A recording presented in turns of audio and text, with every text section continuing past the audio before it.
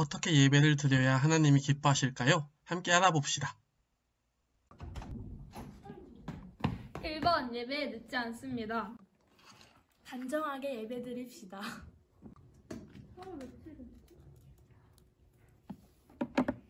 3번 예배는 끝까지 드립시다.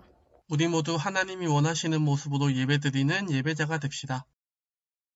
안녕하세요 친구들. 수련회 끝나고 집에서 잘 쉬고 있나요? 그동안 어떻게 지내고 있었을까요? 학교도 지금 못 가고 있고 이 사회적 거리두기 2.5단계가 일주일 더 연장된다고 하는데 그 기간 동안 우리가 집에서 어떻게 보낼 수 있을지 한 번 더 생각해보고 어떻게 보내는 게 좋은 건지 한번 생각해보는 우리 모두가 되었으면 좋겠습니다. 그러면 같이 사도신경 하심으로 오늘 예배를 시작하겠습니다. 나는 전능하신 아버지 하나님 천지의 창조주를 믿습니다. 나는 그의 유일하신 아들 우리 주 예수 그리스도를 믿습니다. 그는 성령으로 잉태되어 동정녀 마리아에게서 나시고 본디오 빌라도에게 고난을 받아 십자가에 못 박혀 죽으시고 장사된 지 사흘 만에 죽은 자 가운데서 다시 살아나셨으며 하늘에 오르시어 전능하신 아버지 하나님 우편에 앉아 계시다가 거기로부터 살아있는 자와 죽은 자를 심판하러 오십니다.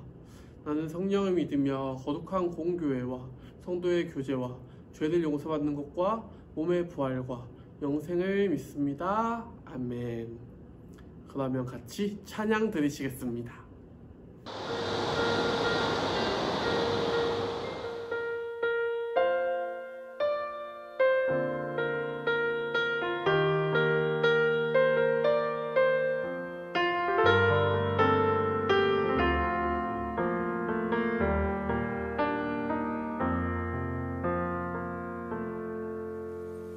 어디로 가건 무엇을 하건 예수밖에 몰랐던 청년은 성경 하나 들고 인생을 걸어가네. 열정이 많아 오해도 받고 쓰렸던 시간은 추억이 되었고 지쳐서 졸라 만났던 주님은 사명을 주셨네. 주가 곧 오신다. 주가 곧 오신다. 주가 곧 오신다. 주가 곧 오신다. 우리의 삶을 통해 주님의 나라가 오는 것과 주님의 뜻이 이루어지기를 바란답니다. 우리의 인생 안에 주님을 환영하는 순간과 당신의 얼굴을 보기를 간절히 바라옵니다. 주여 곧 오소서. 주여 곧 오소서. 주가 다스리니 주가 다스리니 우리의 삶을 통해 주님의 나라가 오는 것과 주님의 뜻이 이루어지기를 바란답니다. 우리의 인생 안에 주님을 환영하는 순간과 당신의 얼굴을 보기를 당신의 얼굴을 보기를 내 주의 얼굴을 보기를 간절히 바라옵니다. 당신의 얼굴을 보기를 간절히 바라옵니다.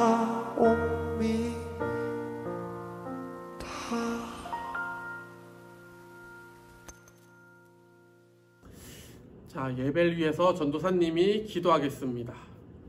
하나님 아버지 감사합니다. 이렇게 파랑새 수련회가 무사히 온라인으로 잘 진행되고 잘 끝났습니다. 그 가운데서 하나님께서 우리에게 주신 말씀들 잊지 않고 그것들을 몸으로 기억하면서 우리 삶에서 그렇게 살아낼 수 있게 하나님께서 도와주시옵소서. 주님, 그래도 이렇게 계속 온라인으로 예배를 드리고 있습니다. 그래도 우리가 주님의 사랑이 어디서 새로 시작되고 어디서 진행되고 있는지 계속 깨닫고 나아가서 우리가 있는 그 방, 우리가 서 있는 곳, 그곳이 어디든 간에 그곳에서 이루어지는 예배를 통해서 하나님의 은혜를 많이 느낄 수 있게 이끌어 주시옵소서. 오늘 예배 가운데도 함께하여 주실 예수님 이름으로 기도드립니다. 아멘. 같이 성경 말씀 보겠습니다. 오늘 말씀은 시편 119편 9절에서 16절 말씀입니다. 시편 119편 9절에서 16절 말씀 다 같이 한 목소리로 봉독하시겠습니다. 시작. 청년이 무엇으로 그의 행실을 깨끗하게 하리이까? 주의 말씀만 지킬 따름이니이다. 내가 전심으로 주를 찾았사오니 주의 계명에서 떠나지 말게 하소서. 내가 주께 범죄하지 아니하려 하여 주의 말씀을 내 마음에 두었나이다. 찬송을 받으실 주 여호와여, 주의 율례들을 내게 가르치소서. 주의 입의 모든 규례들을 나의 입술로 선포하였으며 내가 모든 재물을 즐거워함 같이 주의 증거들의 도를 즐거워하였나이다. 내가 주의 법도들을 작은 소리로 읊조리며 주의 길들에 주의하며 주의 율례들을 즐거워하며 주의 말씀을 잊지 아니하리이다. 아멘. 오늘 설교 제목은 내 몸 사용 설명서입니다. 전도사님이 요즘에 새롭게 보기 시작한 드라마가 있습니다. 새로 하는 건 아니고 조금 된 드라마인데 스토브리그라는 야구 드라마입니다. 야구에 관련된 드라마인데 이곳에서 참 안타까운 사람 한 명이 나옵니다. 야구 선수가 꿈이었던 한 청소년이 있었습니다. 그래서 청소년 대회에서 고등학교 대회에서 최우수상까지 탄 유망주였습니다. 하지만 그만 야구를 하다가 잘못 뛰어서 넘어지면서 골반을 다치게 돼서 평생 휠체어에 앉아서 살아가야만 하는 친구가 있었습니다. 정말 안타까웠던 것 같아요. 그 모습을 보면서. 정말 야구 선수의 꿈을 가지고 있었는데 그렇지 못한 모습을 보고 있는 저마저도 안타까웠는데 그 사람도 물론 안타까웠겠지만 그의 형이 정말 그를 안타까워하고 미안해하는 마음이 컸습니다. 왜냐하면 그의 형이 그 휠체어를 탄 사람에게, 동생에게 야구를 하라고 권했기 때문입니다. 그래서 그 형은 나 때문에 다쳤구나 라는 그런 죄책감이 컸습니다. 그리고 심지어 그 사건으로 인해서 아버지 또한 쓰러지게 되어서 병원에 입원해야 되는 신세가 되었습니다. 그래서 동생을 위해서 그 형은 열심히 돈을 벌고 참 많이 아껴 주었습니다. 그래서 그 동생은 그 아픔을 금방 잊을 수 있었습니다. 하지만 그 형은 그 아픔이, 그 트라우마가 동생보다 훨씬 더 오래가는 그러한 상황이 펼쳐지게 됩니다. 그래서 그 아픔을 잊은 동생은 이제 내가 무엇을 할까? 내가 야구가 너무 좋은데 무엇을 할 수 있을까라는 것에 대해서 고민하면서 야구 선수는 할 수 없지만 이제 전력 분석을 해야겠다. 전력 분석을 하는 팀에 대해서 야구팀에 도움이 되어야겠다는 마음으로 열심히 공부를 하기 시작합니다. 야구 선수에 대해서 공부하고 통계에 대해서 공부하면서 그 친구는 드디어 야구 프로팀의 전력 분석팀으로 들어가게 됩니다. 그래서 그곳에서 절대 없으면 안 될 존재가 이렇게 되는 핵심으로 자리 잡게 됩니다. 이렇듯 우리도 어려운 상황이 찾아왔을 때 하나님은 우리에게 극복할 만한 어려움을 주신다는 것을 우리가 잊지 않았으면 좋겠습니다. 어떠한 어려움이 와도 우리가 하나님을 믿고 의지한다면 그러한 어려움들은 하나님께서 물리쳐 주실 것이라는 것을 믿고 나아갔으면 좋겠습니다. 최악의 상황에서도 우리에게 최선을 주시는 주님을 우리가 의지하면서 나아갔으면 좋겠습니다. 자, 우리가 이제 살아가면서 이러한 어려운 문제나 새로운 상황을 맞았을 때 어떻게 해결해야 될지 모르는 경우가 대다수일 것 같아요. 저라도 이렇게 쓰러졌으면 어떻게 해야 될지 몰랐을 것 같아요. 이건 어떻게 보면 드라마라서 쉽게 극복하고 바로 극복하는 장면이 나왔을 수도 있는데 어떻게 보면 몇 달 아니면 몇 년을 좌절하고 있을 수도 있습니다. 전도사님은 초등학교 1학년 때 태권도 학원을 다녔어요. 그런데 요즘에 물어보면 학원 정말 많이 다니죠. 초등학교 때부터. 그런데 전도사님 주변 친구들은 여러 수학 학원도 다니고 국어 학원도 다니고 여러 학원을 다녔는데 전도사님은 태권도 하나만 다녔어요. 그래서 학교에 공부를 하러 갔는데 수학 시간이었어요. 그런데 저는 더하기 빼기는 알고 있었는데 곱하기를 몰랐거든요. 근데 다른 친구들이 이미 학원에서 곱하기를 다 배워온 거예요. 그래서 얘들 어떻게 다 알지? 라는 생각을 하면서 그때부터 너무 학원이 다니고 싶은 거예요. 너무 내가 뒤처졌다는 생각에 쟤들만큼 나도 따라가고 싶다는 생각에 저도 학원을 다니고 싶은 이러한 마음이 좀 많이 들었던 것 같아요. 국어 시간에도 원고지에 글을 쓰는데 여기 다음 줄로 넘어가면 이걸 맨 첫 번째를 띄어 써야 될지 말아야 될지에 대해서 저는 답을 계속 틀리는데 친구들은 학원에서 이미 다 배워온 거예요. 그때부터 나도 학원을 배워서 나도 더 잘하고 싶다라는 그러한 생각이 초등학교 1학년 때 있었던 것 같아요. 그래서 2학년 때부터 학원을 다니기 시작했던 것 같습니다. 이렇게 학원을 다니는 친구와 학원을 다니지 않는 친구의 큰 차이점은 이렇게 개인 지침서, 이렇게 어떻게 공부를 해야 될지에 대해서 있는 그런 차이가 있는 것 같아요. 나만의 공부 설명서가 있는 거죠. 어떻게 보면 학교에서 다 같이 가르쳐 주지만 학원을 다니면, 과외를 다니면 나만의 특별한 방법 아니면 내가 할 수 있는 조금 더 세세한 것을 나눠서 조금 더 잘 설명해 줄 수 있는 것 같아요. 그래서 나의 스타일을 만들 수도 있고 나의 계획을 더 자세하게 세울 수 있는 것 같은데, 물론 혼자서도 자기 스타일대로 공부하고 내가 쉬는 시간을 딱딱 나눠서 공부할 수 있고 이렇게 세울 수 있는 친구도 많이 있는 것 같습니다. 하지만 그것이 어려운 친구들에게 분명 학원이 도움이 되는 것은 맞는 것 같아요. 그렇다면 우리의 삶의 지침서, 우리가 살아가면서 우리가 어떻게 살아야 될지에 대한 사용 설명서는 어디 있을까요? 그게 있다면 얼마나 좋을까요? 그걸 가르쳐주는, 수학을 가르쳐주는 수학학원이 있고 국어를 가르쳐주는 국어학원이 있듯이 내가 어떻게 살아가야 될지 가르쳐주는 학원이 있다면 얼마나 좋을까요? TV 프로그램에서 이러한 말을 들은 적이 있어요. 우리 몸에 세포가 1조 개가 넘게 있대요. 몇 조 개가 있는데, 몇 조라는 게 저는 솔직히 상상이 잘 안 가는데 그 몇 조 개 중에 딱 한 개의 세포, 그 딱 한 개의 세포가 자동차보다 복잡하대요. 사람이 만든 어떠한 기계보다 복잡한 게 그 세포 한 개래요. 그런데 몇 조 개가 모인 세포가 우리 몸에 구성되어 있습니다. 그렇다면 심지어 자동차, 사람이 만든 기계들도 다 사용 설명서가 있는데 그거와 비교할 수 없을 만큼 복잡한 우리 몸에는 왜 사용 설명서라는 게 없을까요? 그럼 누가 알려줄 수 있을까요? 친구들, 자동차에 대해서 가장 잘 설명해 줄 수 있는 것은 그 자동차를 만든 사람입니다. 그러면 사람에 대해서 가장 잘 설명해 줄 수 있는 사람은 누굴까요? 네, 바로 사람을 만드신 하나님이십니다. 그리고 우리 그 삶의 사용 설명서, 내 몸 사용 설명서는 바로 말씀입니다. 우리가 참 어려운 상황을 겪고 환경들을 겪으면서 살아올 때 우리는 이 말씀, 이 성경책에서 우리의 답을 찾았으면 좋겠습니다. 지금 이 올해 들어서 계속 코로나 얘기가 많이 나오고 있죠. 이런 코로나라는 상황이 그만큼 특별하고 그만큼 특수하고 그만큼 지금까지 없었던 상황인 것 같아요. 그래서 어떻게 살아가야 될지, 어떻게 예배 드려야 될지에 대해서 참 많이 당황스러웠을 거고 저도 참 당황스러웠을 텐데, 우리는 왜 집에서 온라인으로 예배를 드릴 수 있을까요? 그것은 이 말씀에 이렇게 나옵니다.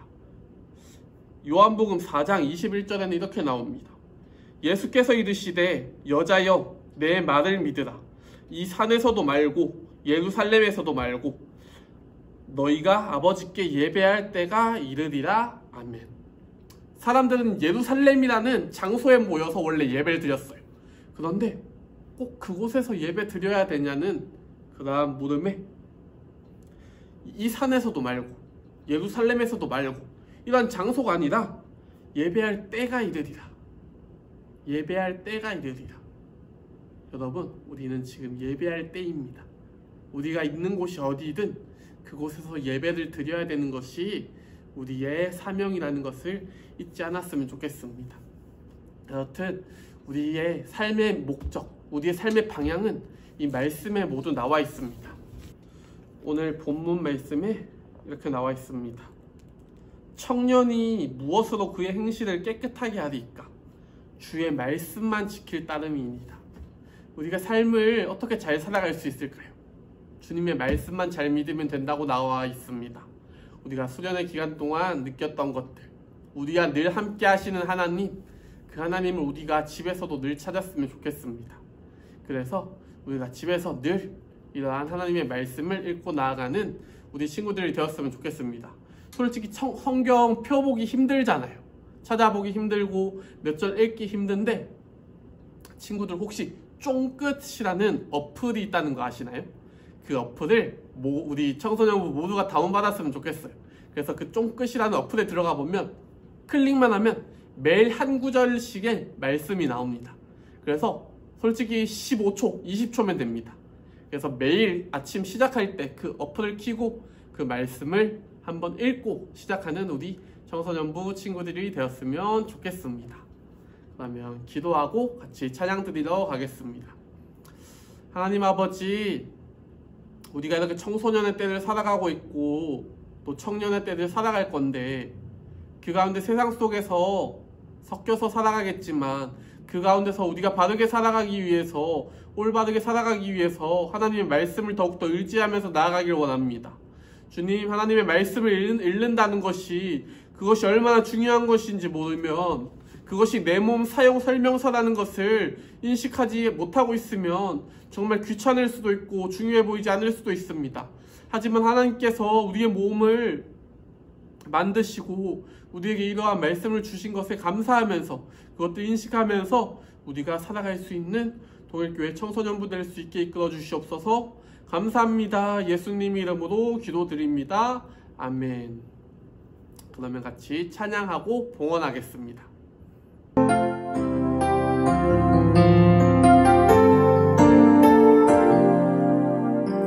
주의 말씀 앞에서 당신은 참된 예배자, 그토록 찾으시던 하나님의 기쁨, 이 세상을 향한 거룩한 생명빛 되어 이 세상을 위한 구원의 소망 되어 영원한 하나님의 나라 함께 세워가리. 네, 광고 시간입니다. 먼저 9월 생일 파티부터 하겠습니다.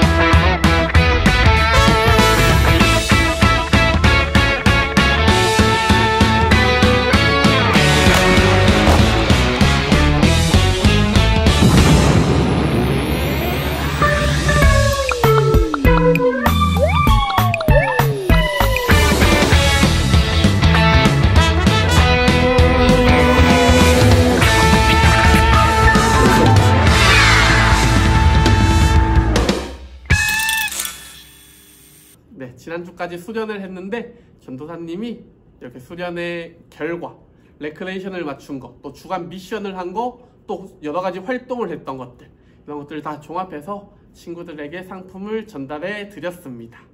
그리고 이번 주부터 다시 수련회가 끝나고 온라인 예배가 재개되는데, 이제 다음 주부터도 다시 한번 예배 댓글 이벤트가 다시 한번 계속해서 진행되게 됩니다. 댓글로 여러분의 이름, 출석을 남겨주시면 친구들 중에 추첨을 해서 상품을 드리도록 하겠습니다. 그리고 아까 말했듯이 쫑끝 어플을 꼭 깔아줬으면 좋겠습니다. 그것을 깔고 전도사님에게, 선생님들에게 인증을 해주시면 너무나 감사할 것 같아요. 네, 그러면 코로나가 계속 2.5단계가 진행되고 있는데, 우리가 코로나를 위해서 같이 기도하고 나아갈 수 있는 동일교회 청소년부 돌공동체가 되었으면 좋겠습니다. 그러면 주기도문으로 오늘 예배를 모두 마치겠습니다. 하늘에 계신 우리 아버지, 아버지 이름을 거룩하게 하시며 아버지의 나라가 오게 하시며 아버지의 뜻이 하늘에서와 같이 땅에서도 이루어지게 하소서. 오늘 우리에게 일용할 양식을 주시고 우리가 우리에게 잘못한 사람을 용서하여 준 것 같이 우리 죄를 용서하여 주시고 우리를 시험에 빠지지 않게 하시고 악에서 구하소서. 나라와 권능과 영광이 영원히 아버지의 것입니다. 아멘. 그러면 같이 광고 보고 공과하러 가겠습니다. 안녕히 가세요. 잠깐만.